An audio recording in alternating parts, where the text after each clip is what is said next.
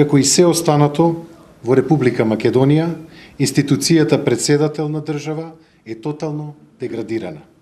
Благодарение на сенката од политичар која извршува оваа престижна функција. Исчезнатиот Иванов, во времето кога сред Скопје се зборуваше за Илирида, деновиве е виден како приоѓа на помош на својот ментор Груевски.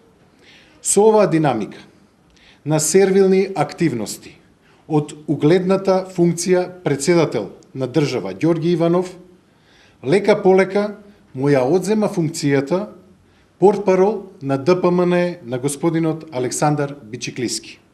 Па така, председателот на Република Македонија се претвори во обичен гласноговорник на власта, управуван преку далечински управувач. Со ваквите постапки, господинот Иванов де факто го прекрши членот 83 од Уставот на Република Македонија, каде се вели дека функцијата председател е неспојива со функцијата во политичка партија. Почитувани, понижувачки е еден професор на правниот факултет да не ја разбира функцијата председател на држава. Ваквите потези само потврдија дека Иванов не сака да биде председател на сите граѓани на Република Македонија, а особено не на 570.000 граѓани кои што на последните избори гласа за опозицијата.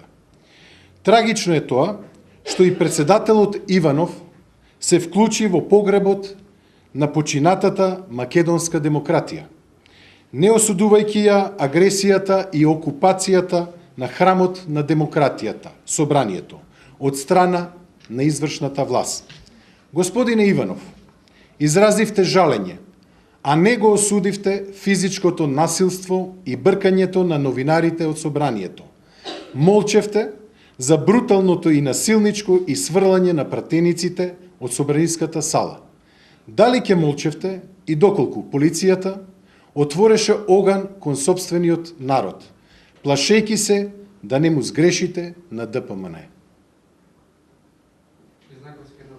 Повелете. Дали председател според вас требаше да ги седне Груевски и Црвенковски на една маса пред да се случат инцидентите, бидејќи тоа е таткото на нацијата и можеше да ги превенира овие немили настани?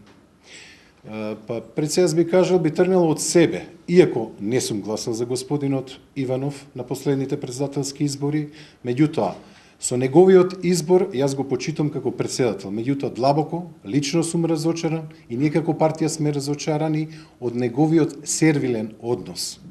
Буквално се однесува како чувар на функцијата председател на Република Македонија.